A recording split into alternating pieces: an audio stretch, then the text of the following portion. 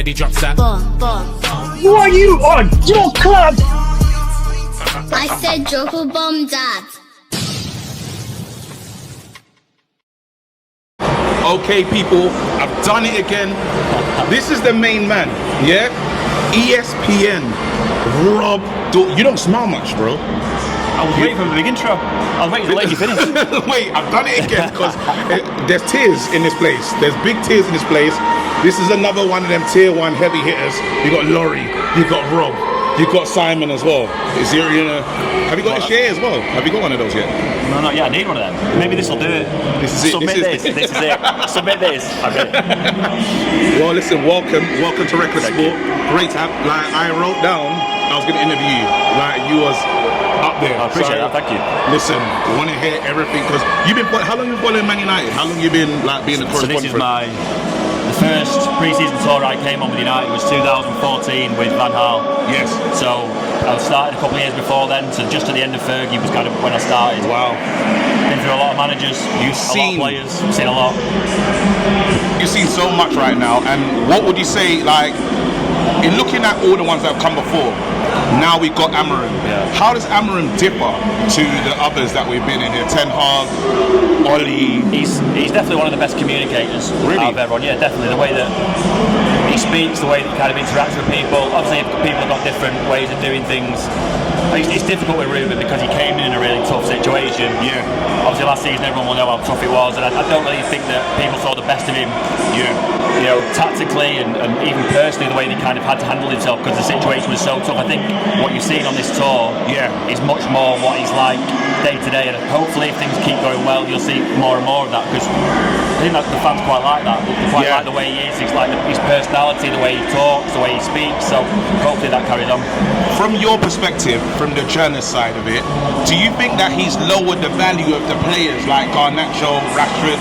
You know, because they say he's a great communicator, but then he does give a lot, and there's a couple retractions. Would you say that, like, is that still a benefit to him, or? Yeah, I mean that's a tough situation. That I mean, obviously, we were on tour. You were on tour last year when Eric Ten Hag had to take Jadon Sancho.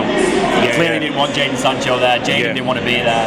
It created this kind of distraction that no one really needed. I know why United did it because, like you said, if he's on tour, he's training, he's playing all the time, then his value remains high or higher. If you don't take Alejandro Garnacho on tour, everyone knows that you don't want him and his value drops. But I think what United have done with that is said, well, we don't really care about that. What we care about is the group, we care about Amorim and the atmosphere, the environment that he's trying to build. And if it means that we miss out on another 5 or 10 million, then we're happy to take that and accept it if it means that the group and the bond and the kind of environment that you create on tour benefits from that. So I think Ruben can be quite happy with that because they've backed him. You know, they've backed him with those players that have been left back. It would have been very, very easy for United to say, look, it's fine that you don't want him in the squad, but you've got to take him on tour. You've got to take him, and they've backed him and said that you can leave him at home. And it's a massive thing for Ruben. That. What do you think about what's next to Garnacho though? Is there any truth into the rumours of him going to Chelsea, or is that just? No, there's definitely interest from Chelsea. There was interest in January. United's situation was a little bit different, and they didn't really want to let him go. The interest was generated by United having to put academy graduates up for sale essentially because of what it does for PSR. Obviously, his relationship with Ruben is kind of disintegrated between that point and now. I don't really see there's a way back. Is that because we tried to sell Garnacho?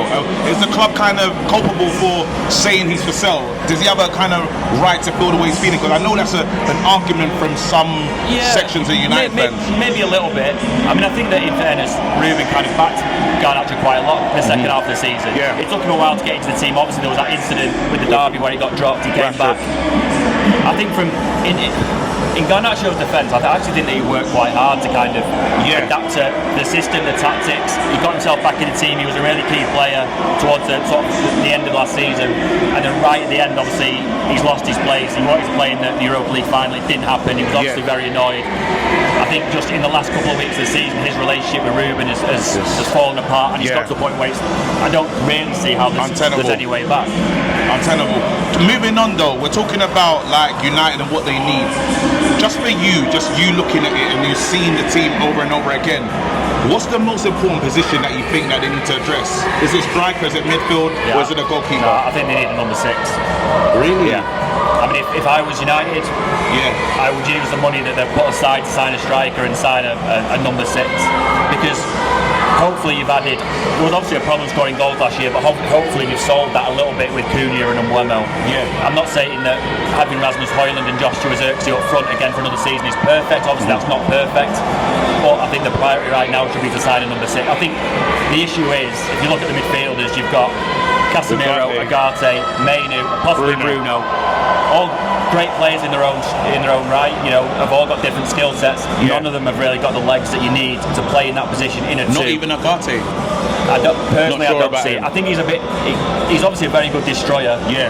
In terms of mobility, I think you need someone with a lot of energy. I think if you look at what Antonio Conte did with Chelsea with that system, he had Kante. You know, Kante's a freak, the way that he covers ground. He can do everything. It's like having 12 men on the pitch. I think you need someone with unbelievable energy, unbelievable legs in that midfield. And I think if you did that next to either Casemiro, Garte, Mainu, or even Bruno, all of those other 4 players immediately look better. Well, today we're going to see Mbeumo for the first time with Cunha. With the team that we put together now, where do you imagine Man United finishing with that level of, like, because they have added goals to the team with no more signings? So this squad, why does this squad? It's with this squad, as is. I've been impressed this pre-season. I was nervous for United coming here. I thought that, you know, the results might not be great. Obviously they're playing good Premier League teams like Bournemouth, who can turn you over. We saw last year. I've been more impressed than I thought I was going to be. It's creating a little bit more optimism about There's a weird optimism that you don't want to get, because we've been on tours before. We saw the LVG one. We were in the LVG one. We've done what we need to do, and it went to. It's hard to know from the tour. Say right now, I would expect United to challenge for European places, sort of between 6th and maybe 4th. You know, bordering on them Champions League places if everything works out. The problem is, and I've said it before, you see really good players coming here. Obviously Cunha and Mbeumo, really good players, proven in the Premier League. For some reason, sometimes at Man United, it just doesn't work out. And no one can really put the finger on why. But if them 2 work out and they were to score 30 Premier League goals between them next year, United are a different team. But then, so let's get to the Sesko thing, because that's the conversation. I don't know what it's like for you guys writing this stuff, but it's like 1 minute it's Newcastle, next minute it's Man United. Where do you understand things being? Well, right now our understanding is that United are still in. There was a lot of reports the other day from Slovenia that he chose Newcastle. We're led to believe that that's not the case right now. That Newcastle are in. They've obviously made that formal bid. United haven't made a formal bid yet. Leipzig are looking for between around 80 to 90 million euros. Newcastle's bid is right at the bottom end of that valuation. So I would expect them to have to go back and improve that bid, which obviously leaves the door open for United again. The issue that United have got headroom financially with Marcus going to Barcelona. Raised a bit of money through sell-ons and the Jadon Sancho Chelsea thing, so there is money there to spend. What United can't do though is bid and bid and bid and bid. They don't want to get into a bidding war. That's why they're waiting for him to say something. So I think United's approach with this will be agree with Sesko, get Sesko to say, right, I want United, and then United then go to Leipzig and say, look, he's chosen us. We need to agree a deal. Newcastle have gone the other way. They've bid with Leipzig. They want to agree a deal with Leipzig first, and then they go to Sesko and say, they've accepted it. Let's talk. See, 2 different approaches. It depends which one works. And obviously, there's a domino effect happening as well, because the big one is Isak. Do you believe we start the season and Isak is a Newcastle player? Or is it there's no way they can fix that? Or is it a league to start and he has to play? I mean that's an odd situation, because obviously Liverpool have made that bid, it's been rejected, and then Liverpool have briefed journalists to say we're not going to bid again. Well, there's still 5 weeks left of the transfer window.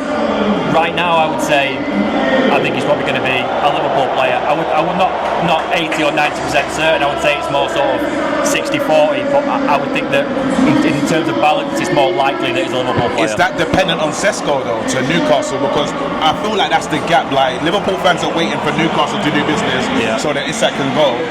But then if Man United stop that, well, I mean, look, Newcastle will probably tell you that they can afford to have Sesko and Isak in the team, because right now they're telling people that Isak's not for sale and they're still going out and bidding for Sesko. Now, whether that's true in reality and they can afford to have those 2 players is completely different. You're right though, it is often you get these little little love triangles where one needs to go, and then it's like little clubs and players. All This is where you win the SJA. This is keep going. Yeah, this is the winner. It is the winner. so maybe it needs a trigger. Maybe it needs Liverpool to come back with the 150 million free sack. He goes. Yeah. Newcastle then pull out of Sesko. Oh no, and then he goes to I don't know, whatever. It has all these little things, intricate little details need to be worked out. Be right. It could be one that goes late in the window.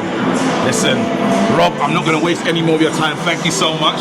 This is the man. He's really kind. Since we've been on tour, you welcomed the new media. Like you welcomed us in like nicely. So thank you so much for being mint. We got to do like a post for the thumbnail. So I don't know what you're thinking. This has got to be SGA. This is like formal though. Yeah. There you go. Thank you so much, bro. Big up, man. Ledge. There you go. I'll take that for you as well.